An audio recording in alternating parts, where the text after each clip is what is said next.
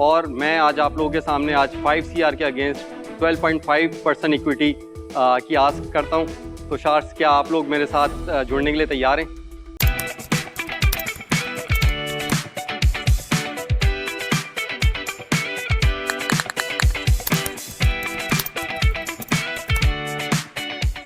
क्या आप भी शार्क टैंक देखते हुए कंफ्यूज रहते हैं?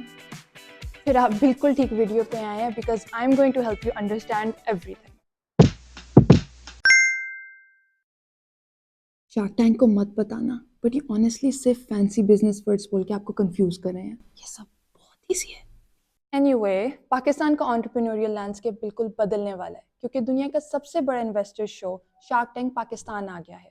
I welcome you all to Shark Tank Pakistan, जहां हमारे एंटरप्रेन्योर्स को मिलता है जिंदगी बदलने का एक मौका।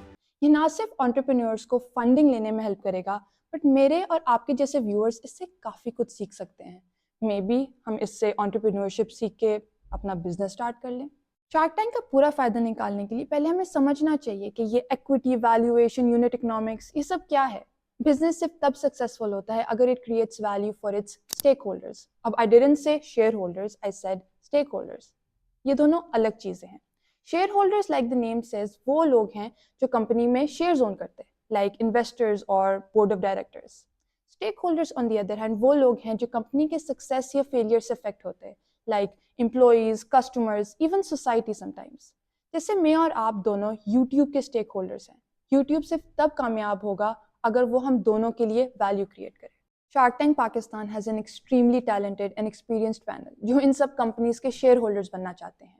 अब ये लोग कौन हैं और इनके क्या एक्सपीरियंसेस हैं, मैं इस पर एक और वीडियो बनाऊंगी। बट इससे पहले आई वांट टू डिस्कस कि एंटरप्रेन्योर्स को शार्क टैंक से क्या फ़ायदा है। किसी भी बिजनेस को शुरू करने के लिए आपको चाहिए पैसे, और इस पैसे को हम कहते हैं कैपिटल। अब कैपिटल लेने के लिए कई तरीके हैं, जैसे बूटस्ट्रैप, मतलब कि एंटरप्रेन्योर खुद अपनी जेब से पैसे इन्वेस्ट करें।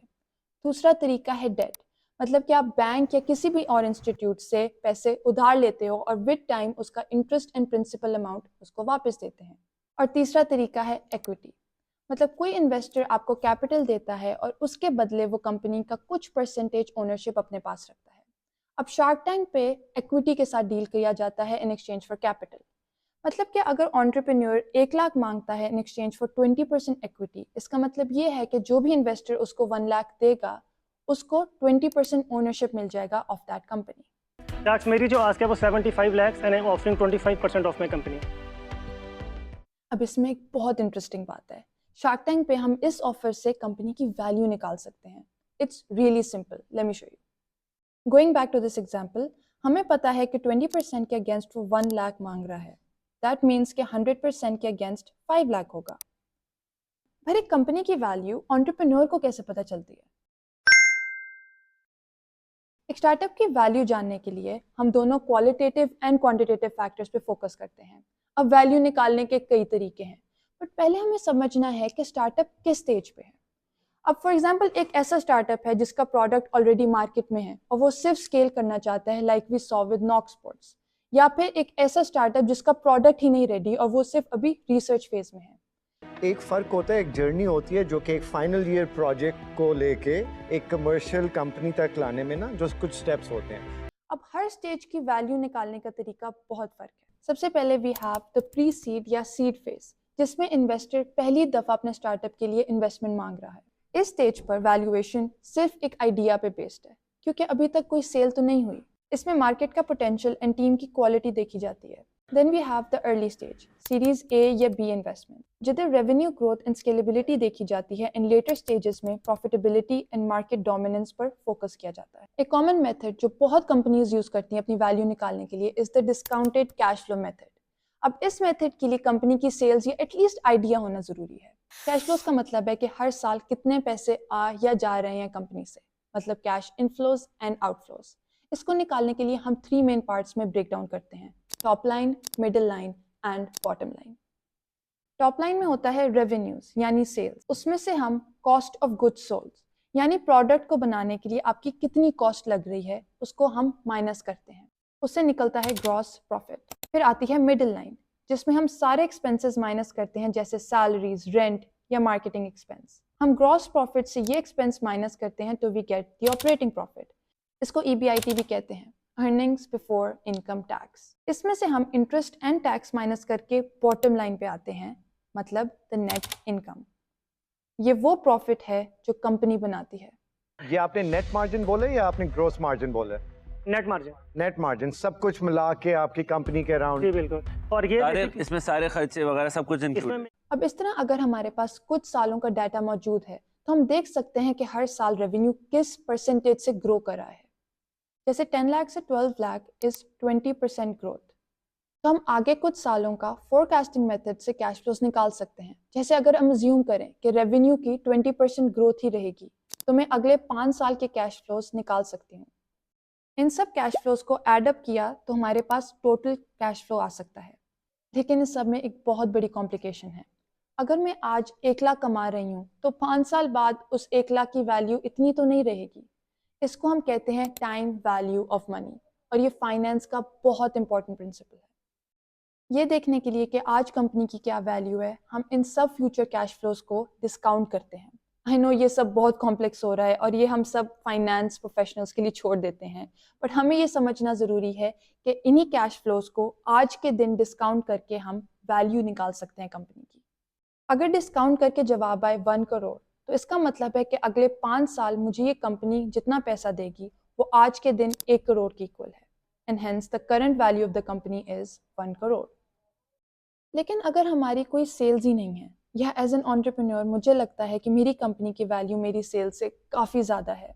जैसे फेसबुक ने जब व्हाट्सएप को एक्वायर किया तो it paid $19 billion for it.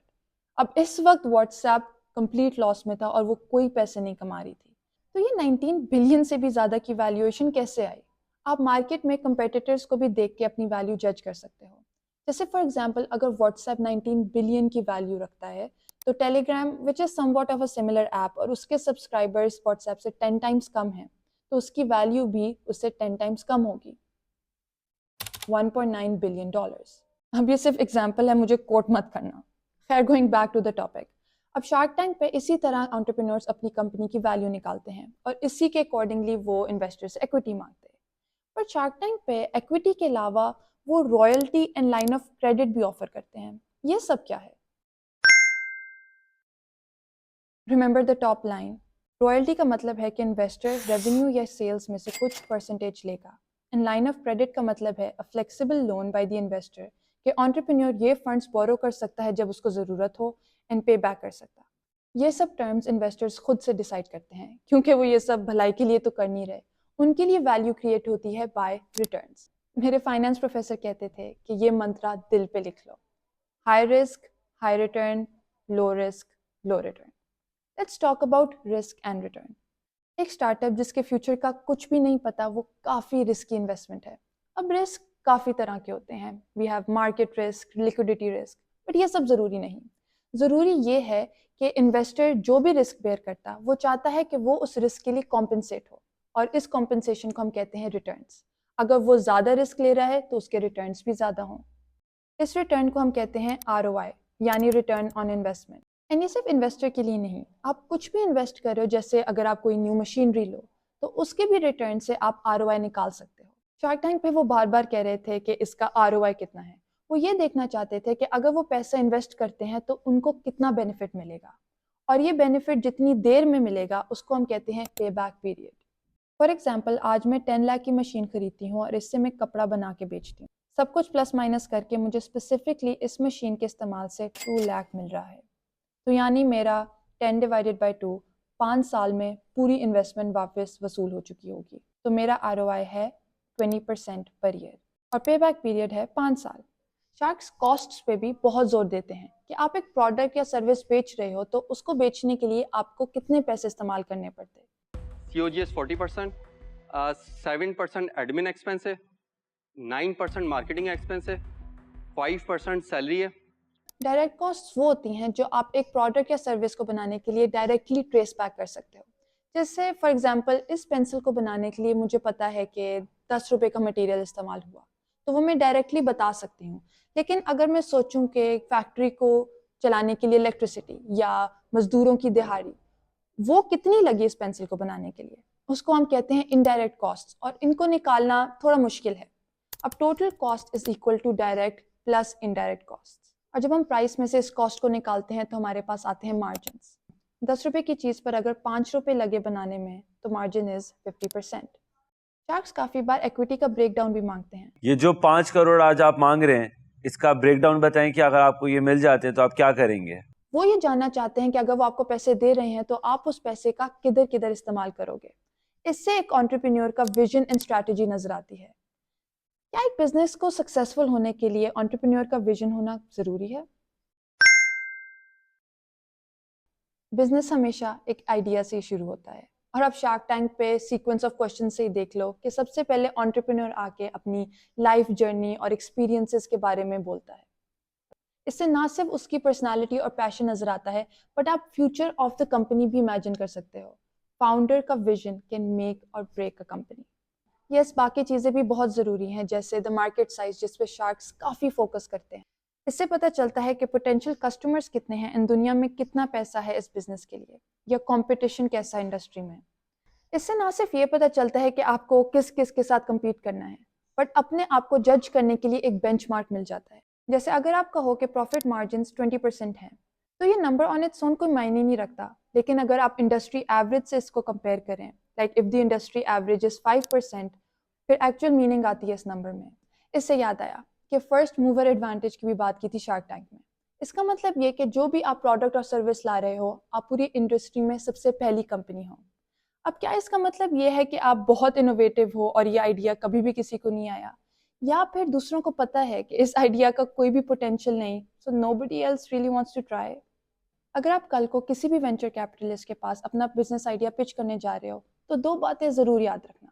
सबसे पहले आपका बिजनेस मॉडल बहुत अच्छा होना चाहिए, बट इससे भी ज़्यादा ज़रूरी बात, आपकी स्टोरी में दम होना चाहिए।